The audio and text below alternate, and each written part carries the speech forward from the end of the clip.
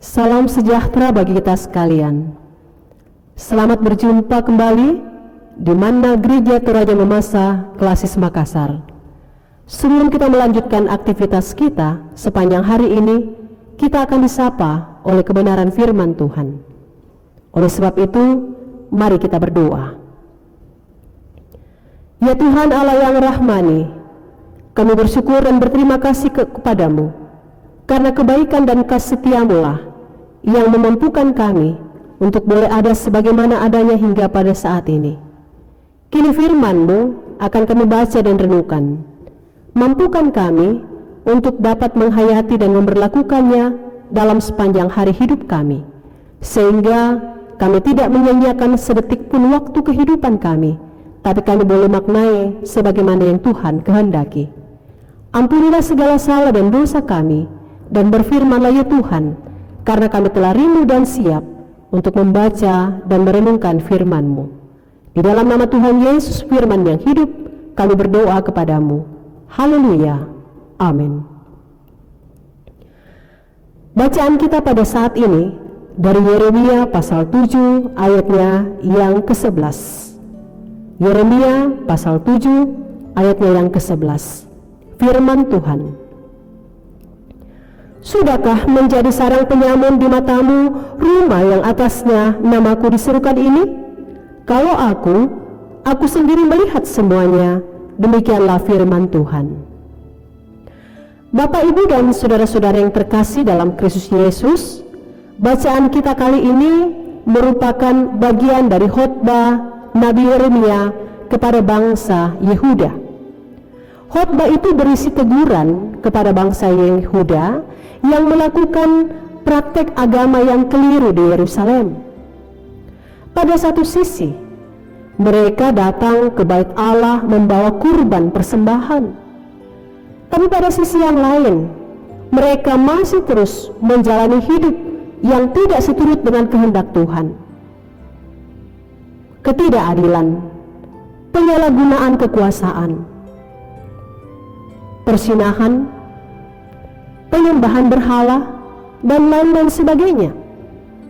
Itulah sebabnya Nabi Yeremia menyampaikan kepada bangsa Yehuda agar mereka bertobat. Bacaan kita kali ini, sudahkah menjadi sarang penyamun di matamu rumah yang atasnya namaku diserukan ini?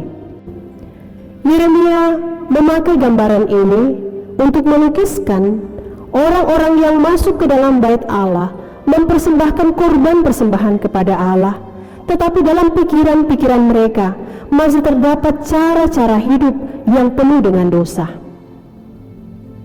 Itulah sebabnya dikatakan penyamun menggunakan sebuah tempat untuk bersembunyi dan merencanakan kejahatan-kejahatan selanjutnya.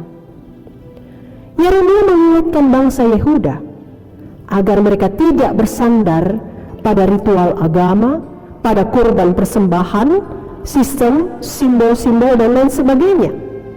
Tetapi yang paling penting adalah pertobatan yang sejati dan pembaharuan hidup sebagaimana yang dikehendaki oleh Tuhan.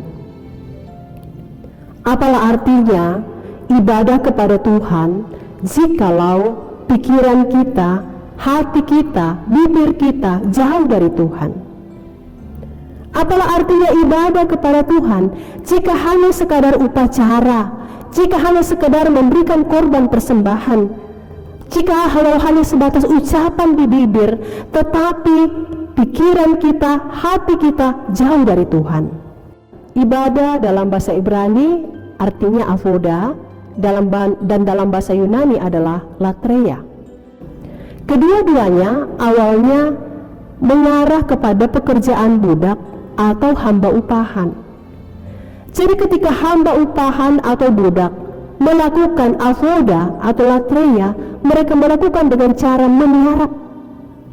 Meniarap berarti merebahkan diri mereka dengan dada ke bawah dan kepala atau wajah yang telungkup.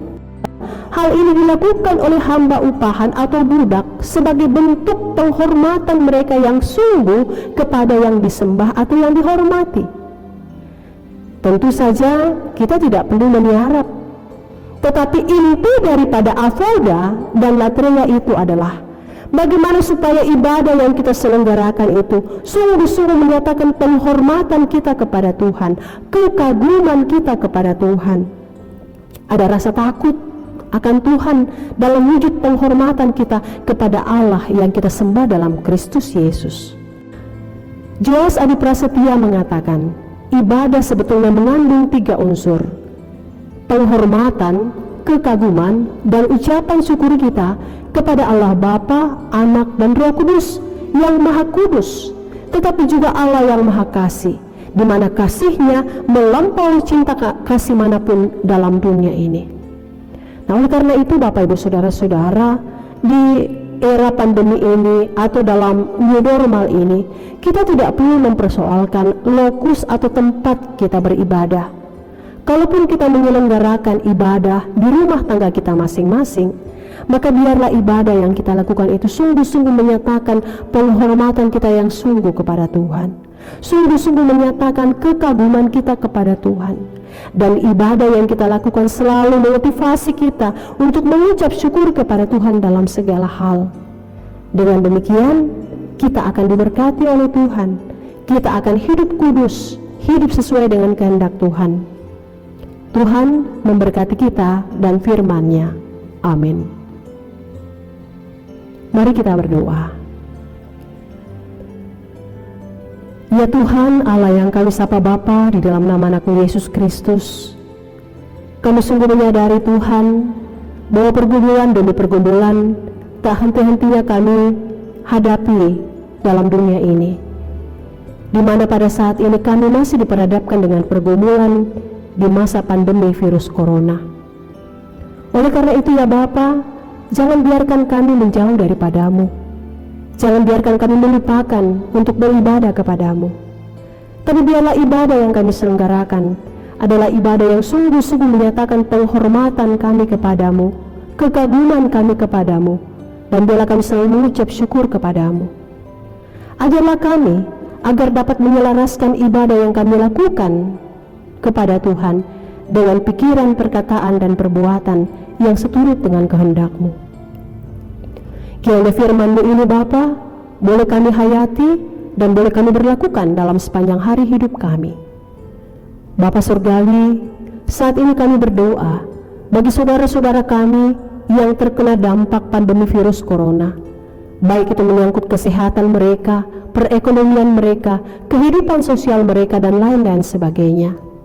Tuhan, teguhkanlah iman percaya dan pengharapan anak-anak-Mu, sehingga kami tidak apatis pasrah dalam menghadapi kondisi seperti ini, tapi kami selalu datang kepada Tuhan, kami selalu mengandalkan Tuhan, sehingga kami beroleh keteguhan iman, kami beroleh hikmat untuk terus melanjutkan juang dan karya kami, kendati pun kami masih diperhadapkan dengan pandemi virus corona. Ya Bapa Surgawi, kami berdoa kepadamu, mendoakan seluruh warga gereja Toraja Mamasa dimanapun berada. Tuhan hadir berkuasa di tengah-tengah kehidupan keluarga-Mu, sehingga kami tetap rindu untuk beribadah kepada Tuhan. Kami tetap berjalan seturut dengan kehendak-Mu. Kami sadar bahwa tak ada seorang pun di antara kami yang sempurna, tapi jikalau kami selalu mendahulukan Engkau, maka kami yakin dan percaya Engkau yang akan menopang kami, Engkau yang akan memberkati kami, Engkau yang mengasihi kami dalam meniti hari hidup ini. Kami berdoa kepadamu untuk Penatua, Syamas, Pendeta yang memberi diri dalam pelayanan di Gereja Toraja Mamasa, baik dari lingkup jemaat, klasis maupun sinode.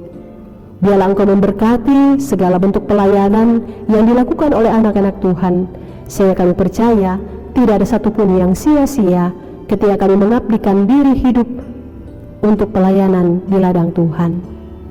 Ya Bapa Surgawi, kelanjutan hidup kami pertaruhkan hanya ke dalam tangan pengasihan-Mu. Biarlah semua boleh terjadi bukan karena kuat kuasa kami, tapi semata-mata karena keberpihakan Tuhan bagi diri kami. Inilah doa syukur dan permohonan yang kami sampaikan kepadamu, kiranya Tuhan yang menjawab dan menyempurnakannya, karena bukanlah kehendak kami yang jadi, tetapi kehendak-Mu lah ya Tuhan. Bagimu-lah hormat dan kemuliaan Bapa, kekal untuk selama-lamanya. Amin. Demikianlah Manna GTM Kelas Makassar. Tuhan memberkati kita sekalian.